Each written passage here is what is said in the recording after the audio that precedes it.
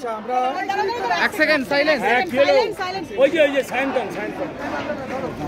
আমরা joint platform of ডক্টরসের পক্ষ থেকে আপনাদের কাছে একটা প্রেস বিজ্ঞপ্তি পাঠিয়েছি। বিজ্ঞপ্তিটা আমি আরেকবার পড়ে দিচ্ছি।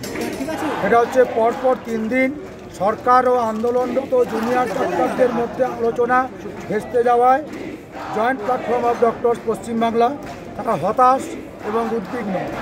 আমাদের মনে হয় এর পিছনের কারণ হলো আলোচনার সুস্থ পরিবেশের একান্ত অভাব।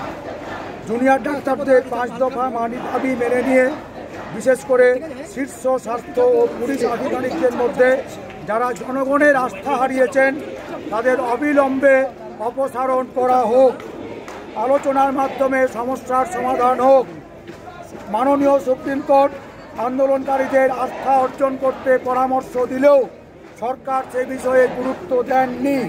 স্বচ্ছ আলোচনার উপযুক্ত পরিবেশ তৈরিতে সরকার অনিচ্ছা প্রকাশ করেছে।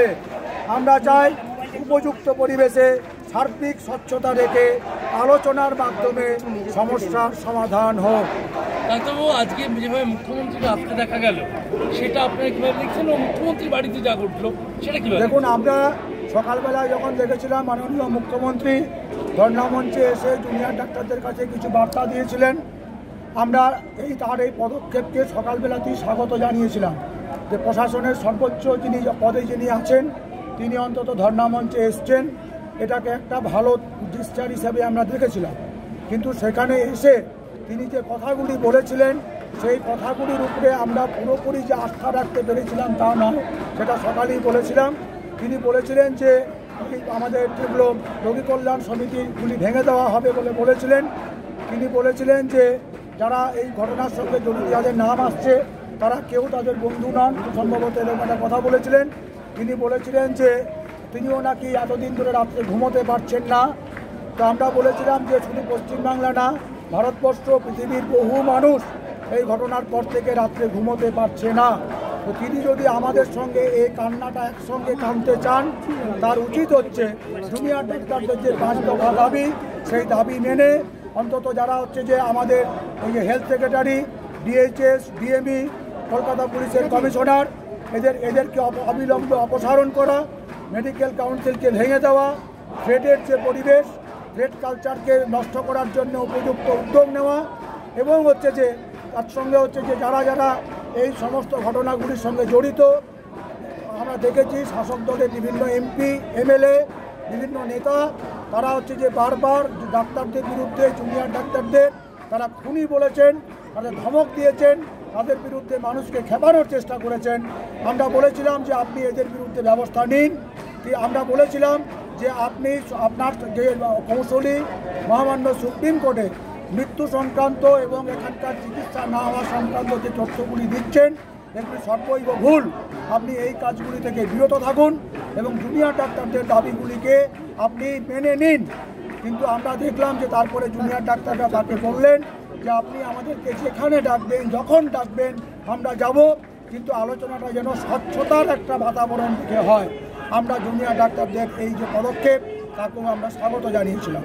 তারপর আমরা দেখলাম তাদেরকে ডেকে আনা হলো কালীঘাটে, তাতেও জুনিয়র ডাক্তাররা গেলেন।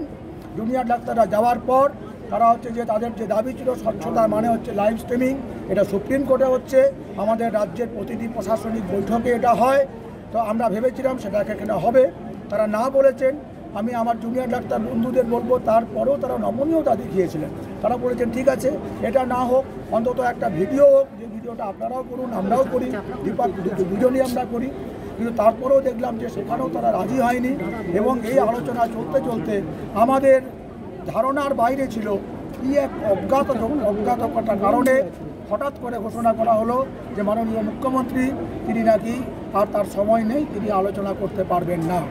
আমরা মনে করি যেখানে জুনিয়র ডাক্তাররা 35 দিন ধরে জুনিয়র ডাক্তারদের সঙ্গে পশ্চিমবাংলার সিনিয়র সমস্ত চিকিৎসক এবং পশ্চিমবাংলার সমস্ত মানুষ এই 35 দিন ধরে অপেক্ষা করছে যে বিচারের একটা আশায়, যে কোথাও একটা বিচারের প্রাথমিক পদক্ষেপ হিসেবে যারা অভয়ার মৃত্যুর সঙ্গে সরাসরি জড়িত এবং যে আমরা বারবারও যেটা অভিযোগগুলো করেছি আজকে একের পর এক সেই পরতের পর্দাগুলো খুলে যাচ্ছে, যে বিরাট একটা যে দুষ্কৃতি চক্র, যে একটা দুর্নীতির যে সিন্ডিকেট, যে ট্রেড কালচার, যেটা হচ্ছে যে আমাদের এই মেয়েটার মৃত্যুর একটা পরিবেশকে তৈরি করেছে, শেষ পর্যন্ত এই নারকীয় ঘটনার মধ্যে দিয়ে আমাদের মেয়েটিকে চলে যেতে বাধ্য করেছে।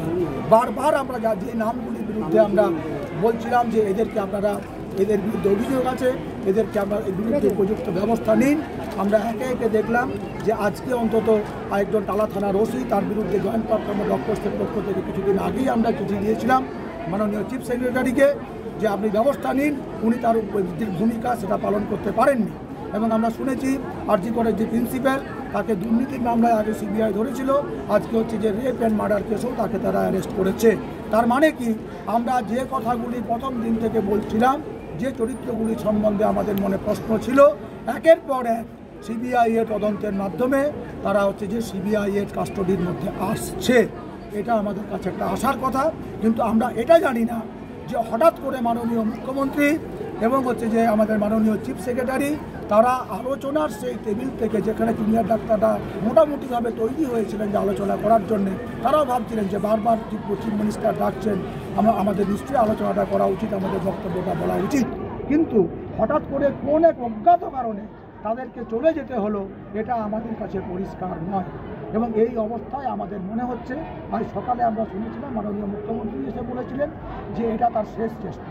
আমরা মনে করি কোনো সংকট থেকে বেরোনোর জন্য কোনো চেষ্টাই শেষ চেষ্টা নয়, চেষ্টা বারবার করা উচিত। যতদিন না সংকট মিটে ততদিন চেষ্টা করা উচিত। যাই হোক, এটা